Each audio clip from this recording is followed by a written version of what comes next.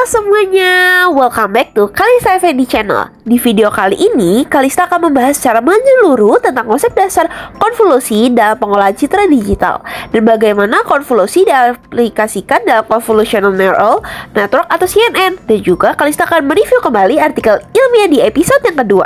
Yuk kita mulai semuanya. Tahukah teman-teman, konvolusi itu adalah salah satu teknik dasar dalam pengolahan citra digital yang digunakan untuk memodifikasi atau menyaring piksel dalam sebuah gambar loh. Dalam konteks matematika, konvolusi adalah operasi yang melibatkan dua fungsi nih. Fungsi yang pertama adalah fungsi input atau sinyal citra dan fungsi kernel atau mesh. Kernel ini merupakan matriks kecil yang secara sistematis digeser di atas citra untuk menghitung nilai baru dari setiap piksel berdasarkan tetangganya. Proses ini menghasilkan citra baru yang telah dimodifikasi, bisa berupa penghalusan, penajaman tepi, atau deteksi objek. Contohnya, jika kita ingin mendeteksi tepi pada sebuah gambar, kita bisa menggunakan kernel dengan nilai negatif di sekeliling kita dan nilai positif besar di tengahnya. Seperti contoh ini loh, ketika kernel ini dikonvolusikan dengan citra, hasilnya akan menunjukkan tepi atau perbedaan intensitas piksel yang tinggi. Dalam ranah digital, konvolusi dilakukan pada fungsi diskrit dua dimensi.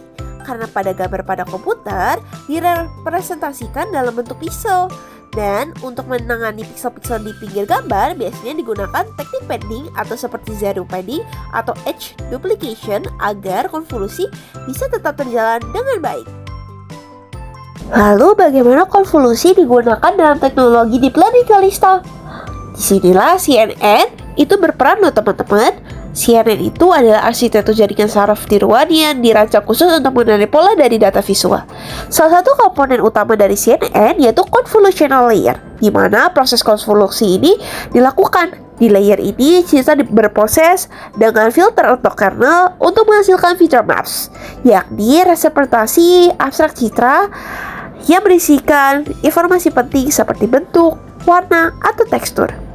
Setelah itu, layer yang berasal dari hasil layer konvolusi biasanya dikirim ke pooling layer yang bertugas mereduksi dimensi dari feature maps.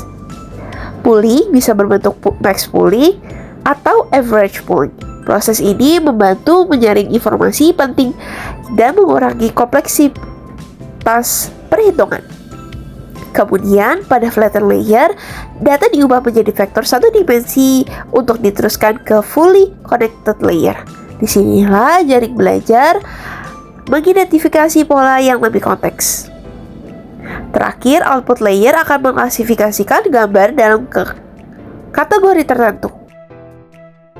Oke, di sini Kalista akan mengulas kembali tentang artikel di episode kedua kemarin.